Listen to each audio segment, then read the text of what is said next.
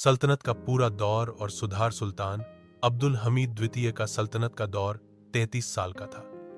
1876 सुल्तान अब्दुल हमीद द्वितीय का सल्तनत के सबसे लंबे और चुनौतीपूर्ण दौर में से एक था। जब वो सुल्तान बने, सल्तनत अंदर से कमजोर और यूरोप के दबाव में थी। बाल्कन और मध्य पूर्व में अशांति थी और यूरोप की शक्तियां हमेशा अपने प्रभाव को बढ़ाने की कोशिश में लगी थी।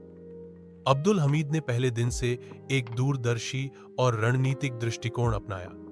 उसका मकसद सिर्फ सत्ता बनाए रखना नहीं, बल्कि सल्तनत को आधुनिक और टिकाऊ बनाए रखना था। उसने पहले प्रशासनिक सुधार शुरू किए।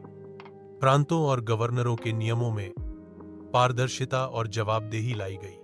कुप्रबंधन और भ्रष्टाचार के खिलाफ सख्त नियम लागू किए गए।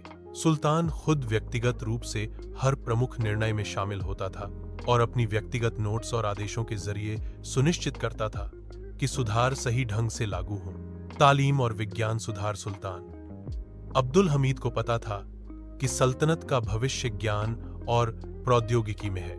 उसने नए स्कूल और कॉलेज स्थापित किए, जहां आधुनिक विज्ञान, भाषाएं और इस्लामिक शिक्षा दोनों साथ सिखाए जाते। इस्तांबुल में दारुल मुअल्लिमीन और दारुश शफाका स्कूलों की बुनियाद रखी गई। मेडिकल और इंजीनियरिंग कॉलेजों को आधुनिक यूरोपीय पाठ्यक्रमों से अपडेट किया गया। धार्मिक शिक्षा और धर्मनिरपेक्ष शिक्षा को संतुलित करते हुए आधुनिक पाठ्यपुस्तकें पेश की गईं। सुल्तान का मानना था, अगर हम अपनी आवाम को सिर्फ तालीम नहीं देंगे, तो सल्तनत की कुदरत सिर्फ तलवार और राजनीति पर निर्भर करेगी। तालीम और इल्म से कुव्वत आती है। यूरोप के साथ टकराव। यूरोप की शक्तियां हमेशा ओटोमन सल्तनत के अंदर हस्तक्षेप करती रहीं। सुल्तान अब्दुल हमीद ने कूटनीति और बुद्धिमत्ता का पूरा उपयोग किया। उसने हर यूरोपीय राजदूत के साथ व्यक्तिगत बैठकें की, उनकी मांगों को समझा और फिर गणनात्मक प्रतिक्रियाएं दी। 1. ब्रिटेन और भारत। ब्रिटेन के दबाव के बावजूद सुल्तान ने फिलिस्तीन और हिजाज की रणनीतिक स्थानों को सुरक्षित रखा। 2. फ्रांस और रूस। बाल्कन और ब्लैक सी क्षेत्रों में यूरोपीय हस्तक्षेप की निगरानी की। 3. आंतरिक तोड़फोड़।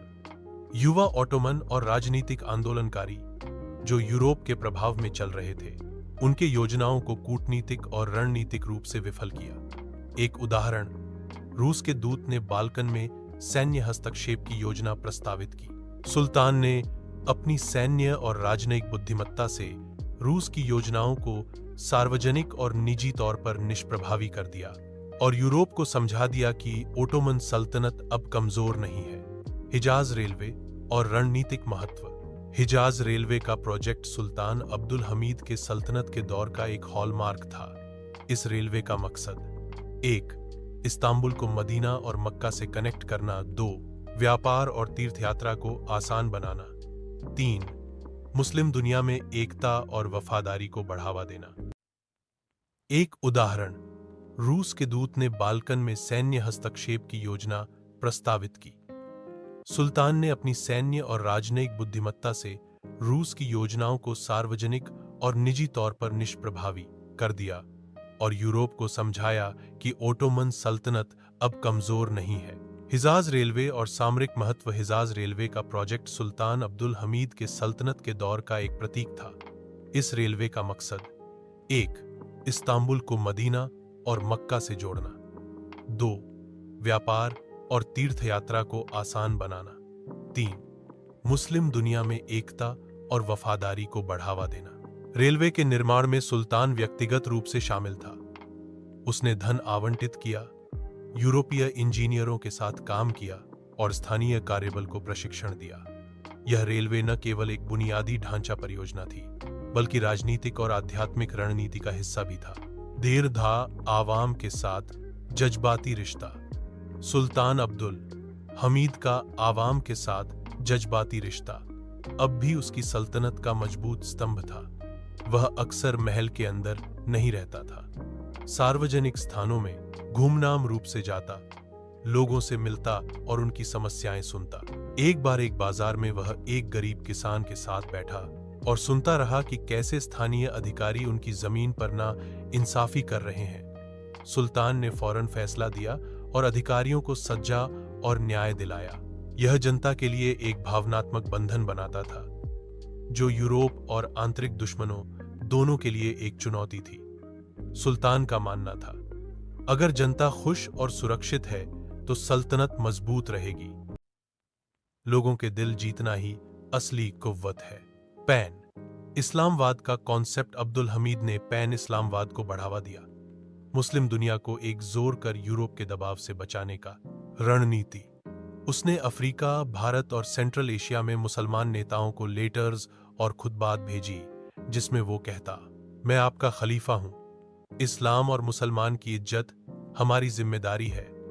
हम सब एक हैं। यह रणनीति यूरोप के लिए एक मनोवैज्ञानिक चुनौती थी।